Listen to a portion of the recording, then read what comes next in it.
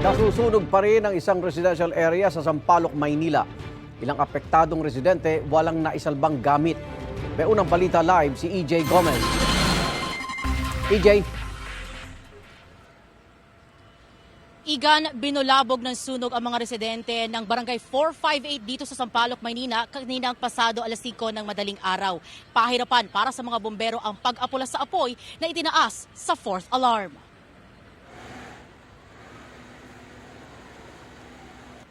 Nagliwanag dito sa Barangay 458 Sampaloc, Maynila kaninang pasado alas 5 ng madaling araw nang sumiklab ang sunog sa residential area sa Sulucan Street.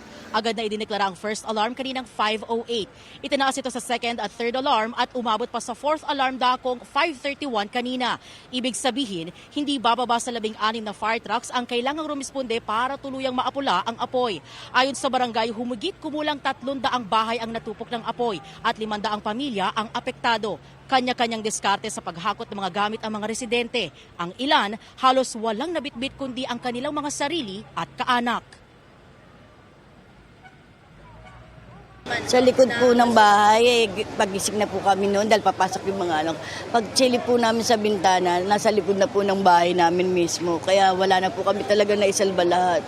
Kaya pinagbaba ko na po yung mga anak ko. Mga gamit na naipon ko kasi single mother po. Wala po talaga.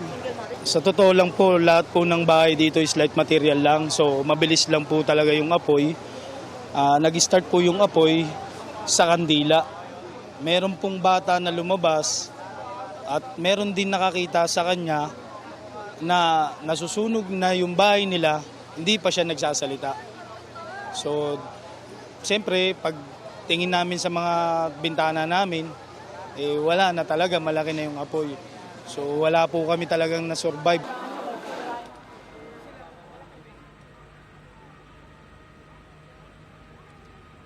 Igan, as of now, nasusunog pa nga itong lugar na ito. Kung makikita ninyo, yung bubong na yan, meron niyang second floor yan, meron niyang third floor pa sa itaas. Pero nung natupok nga at nadamay ng apoy, ay bumagsak ng tuluyan yung third floor. At meron tayong naitala ayon sa BFP na yung sa kanilang listahan aabot sa 15 na BFP fire trucks yung rumisponde at aabot naman sa more than 50 yung fire volunteers na fire truck at mga ambulansya.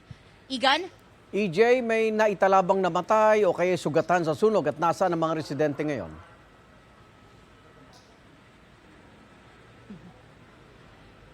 Igan, base doon sa records ng BFP as of now, meron tayong isa na naitala, nagtamo ng minor injury dahil tumalon siya mula doon sa third floor ng kanyang bahay matapos niyang makita or malaman na yung likod ng bahay nila ay nasusunog na. So yun ang kanyang ginawa and then nagkaroon siya ng injury nga. Tapos, ang mga residente ngayon, nakausap natin yung kagawad, wala pa silang formal or final na pupuntahan dahil yung mismong dapat na pupuntahan nila na basketball court which is open area nadamay din. And as of now din, patuloy yung investigasyon sa kung ano nga ba yung talagang naging sanhi bukod dun sa sinabi ni Kagawad at yung pinsalang dinulot ng apoy dito sa Sampaloc, Maynila. Yan muna ang latest mula rito sa Sampaloc, Maynila. EJ Gomez para sa GMA Integrated News. Igan, mauna ka sa mga balita, mag-subscribe na sa GMA Integrated News sa YouTube para sa iba't ibang ulat sa ating bansa.